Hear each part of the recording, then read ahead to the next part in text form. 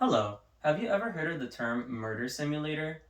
It is a now semi popular term coined by the now ex lawyer Jack Thompson. This man went against several cases against Rockstar Games, a well known video games company best known for their Grand Theft Auto violent video game series.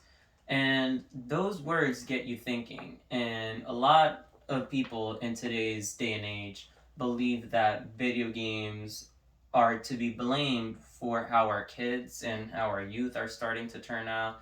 They start blaming Call of Duty, Halo, other types of video games that sort of they call murder simulators because they quote unquote teach you how to kill, which they don't. And that's what I'm going to be talking about today. It's video games are being used as a scapegoat, and I want to talk about how video games shouldn't really be being blamed by real world violence, and the data that shows that your kids aren't necessarily going to turn into well known crooks and criminals if they keep playing these video games. So, to first get started into this, I want to help you understand what a video game is and what could then be considered a violent video game based on the definition. We will then move on to talk about how the general populace started to fear and started to blame video games for the tragedies that are going on in the world and will continue to go on in our world.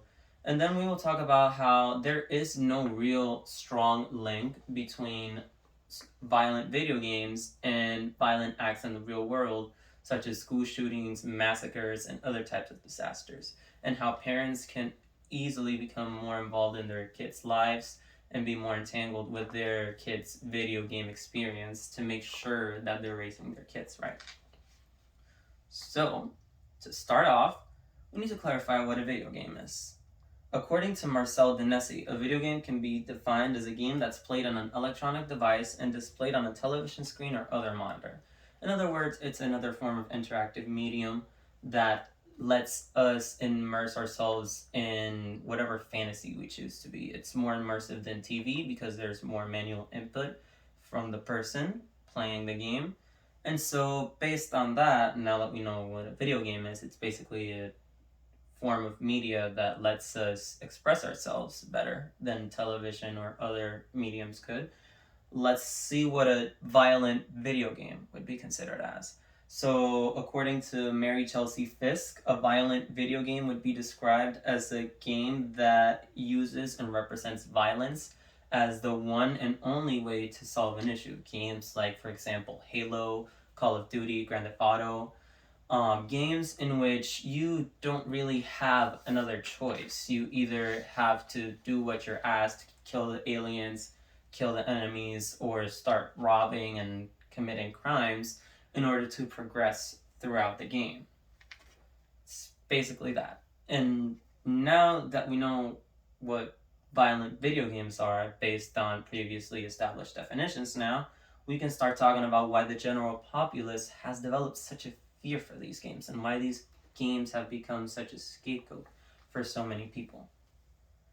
According to Richard Lachman, when we hear about mass shootings in public spaces, we want something tangible to blame so that we can feel that the world is unpredictable and safe. We want to feel like there's something we can't do, as long as that something doesn't really seem that complicated.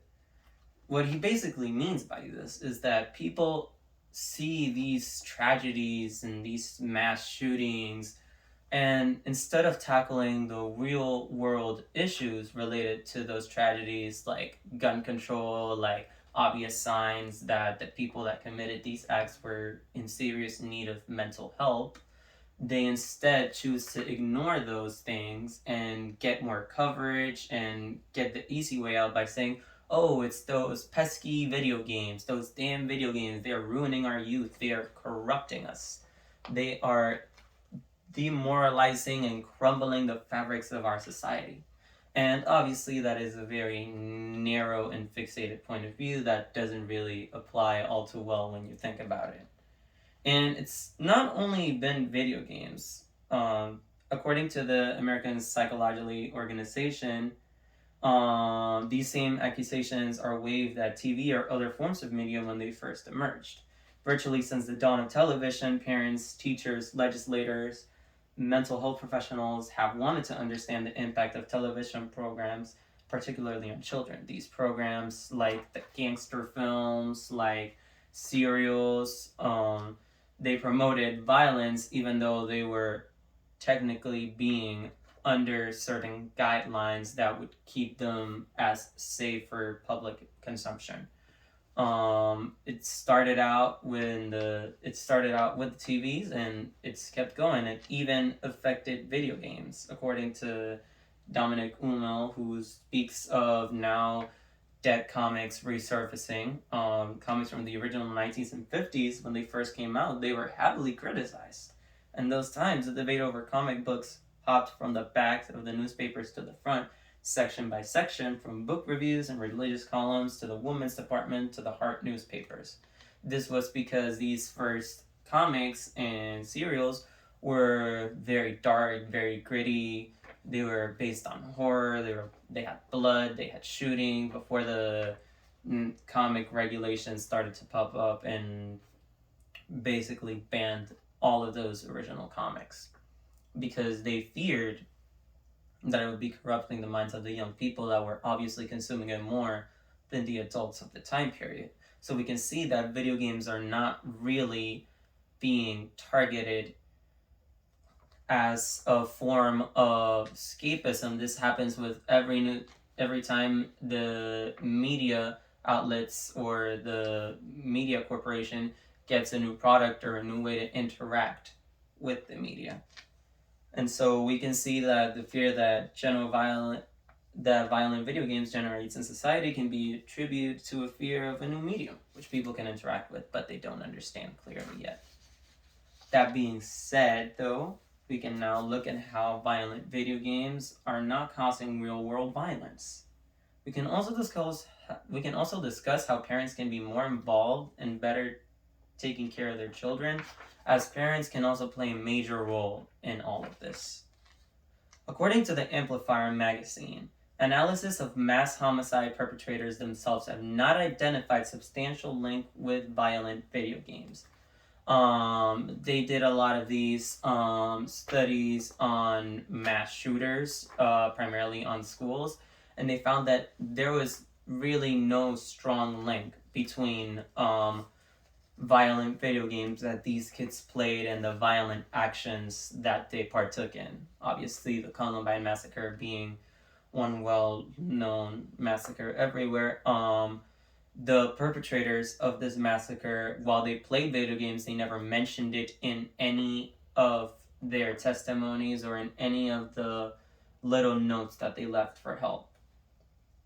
Moreover, more information from Richard Lachman lets us know that major studies have shown that there is no link between violent criminal action and violent video games. This is coming and stemming from a research done for a book titled Grand Theft Childhood, which I have been reading and I would strongly recommend if you were more interested in the topic. It delves more into one of the better studies that are not based on simulated events and go out into the real world and ask people and survey them.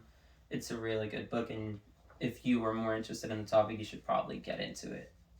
Furthermore, new initiatives and campaigns are trying to help parents better be involved in controlling their children's video games. According to Keith Stewart, Yuki's campaign, this guy named Yuki's making a campaign called Get Smart About Play, takes a sensible approach to all of these problems. It encourages parents to play video games with their children, to talk about these games, and then ask them what they think. Ultimately, though, parents must be responsible for what their children consume on consoles, smartphones, and PC. They have to be taking control, and this is absolutely true. Parents need to be more involved in their kids' habits and playing video games. Because if you're more involved, you know what your kid is playing, you know how your kid feels about what he's playing, then you can see obvious signs of probably mental instability developing or other issues starting to surface. You can be more aware and then less scared of the medium because now you're starting to understand it better and share the experience with your family. And now we can see that there are no links between violent video games and violent acts in the real world, and that parents should really be more enticed to interact with their children and see what they are playing to better control them. Now, to sum it all up, video games shouldn't really be being blamed for the real world violence, and the data shows that even though a lot of people play video games now, it doesn't really lead to any future criminal behavior. Clearly understanding what these video games are and what categorizes such video games as violent, understanding why they're so feared, and seeing that there's really no strong link and that parents should actually be more integrated into their children's video games lives, we can come to the conclusion that video games aren't really causing real world violence. They're being used as more of a scapegoat for politicians, the media, and other people to avoid more serious issues. Thank you for listening and have a good day.